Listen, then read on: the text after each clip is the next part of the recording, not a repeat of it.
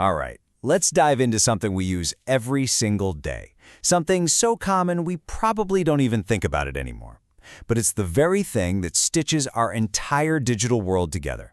We're talking about the humble but oh so powerful hyperlink. I mean, really think about it.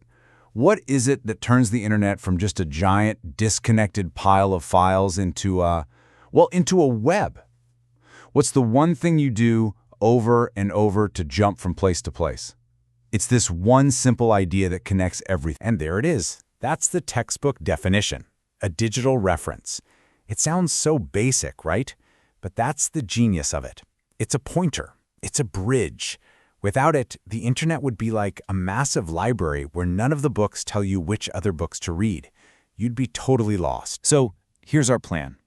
We're going to look at where this superpower came from, break down the anatomy of a link, explore all the different places they can take us, and then get into the strategy and, yeah, even the politics of pointing from one place to another. You know, this idea of connecting documents with links, it's actually older than the internet itself. People were dreaming about this stuff for decades. You had visionaries like Vannevar Bush talking about a Memex machine way back in 1945. Ted Nelson actually gave us the words hypertext and hyperlink in the 60s. But it was Sir Tim Berners-Lee who finally made it real for all of us when he built it into the very foundation of the World Wide Web. So let's get into the nuts and bolts. When you click that blue underlined text, what's actually going on under the hood? How is that little piece of digital magic actually put together? Let's peel back the layers. This is it. It's called an anchor tag. The little A tag just tells your browser, hey, what's inside me is a link. The href, which stands for hypertext reference, is the destination. That's the address you're sending someone to. And the link text, well, that's the part you can actually see and click on. It's so beautifully simple. And it really is that easy. 1, you wrap your text in that A tag. 2, you give it a destination with the href. And 3, you write something useful for people to click on. That's it. That's the recipe for the single most important building block of the web. Now here's where it gets really interesting. Links are way more flexible than we give them credit for. They don't just point to some other website's homepage. They can guide us down all sorts of paths, to very specific pages or even to an exact spot on a page. Let's think about it this way. An absolute URL is like giving someone a full street address. Number, street, city, state, zip code. It's a complete, unique address anywhere in the world.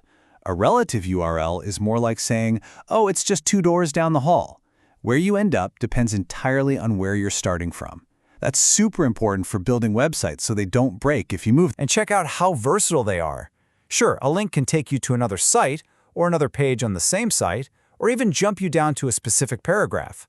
But it can also launch an email to someone with Mail To, or open your phone's dialer with Tell, or even just start a file download. It's a true multi-tool. Okay, so we've covered the how. Now let's get to the why. Making a link is simple, but making a good link, that's where the art and science come in, and it matters a lot for both the people visiting your site and for search engines. This is such a classic and crucial example. Download Firefox tells you exactly what's going to happen when you click it. It's clear, it's descriptive. But click here? That tells you nothing. Imagine you're using a screen reader that reads all the links on a page. Hearing click here, click here, click here is completely useless. And we've got even more tools in the toolbox. We can add a title for some extra info when you hover over it. We can use target equals blank to make the link open in a new tab. But pro tip, you should always add rel equals no opener with it for security. And the download attribute is awesome. It tells your browser to just save the file, not try to open it. And paying attention to this stuff really pays off. It's not just a theory. As the SEO experts will tell you, a smart linking strategy directly boosts how visible you are in search results. It tells search engines what your page is about and how it fits into the rest of the web. So when you pull it all together, what do you get? Well, it's a win-win-win. A huge chunk of the benefit goes to making the experience better for your users. Another big piece helps your SEO ranking. And the rest helps build your site's overall authority and reputation. It's a trifecta. All right, now for a little bit of drama. Because you wouldn't think it, but this simple little act of pointing from one place to another has sparked some seriously intense legal and ethical fights over the years. And a lot of the controversy boils down to this idea of deep linking. That's just when you link straight to a specific article or an image, completely bypassing the website's homepage. In the early days, companies hated this. They felt like it was stealing because you were skipping past their ads and branding on the front page. And this led to some major lawsuits. Ticketmaster famously sued Microsoft over it. For a while, nobody was sure how it would shake out. But over time, the courts basically caught up with the technology. Landmark cases, especially Perfect 10 v. Google, established that a link isn't a copy. It's just an address. It's instructions on how to find something. And that's not a copyright violation. So, let's bring this all home. We've looked at the mechanics, the strategy, even the courtroom drama. But when you strip it all away, you come back to the quiet, profound power of this one incredibly simple idea. I just find this amazing. Think of all the complex code running the internet today. All the frameworks, the databases, the massive server farms. And the whole thing, the entire global network, is still held together by this one little piece of code, the anchor tag. It really makes you wonder, doesn't it?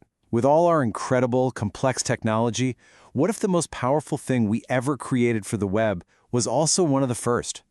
Just that simple, beautiful ability to create a connection, to point to something new. Thanks for watching.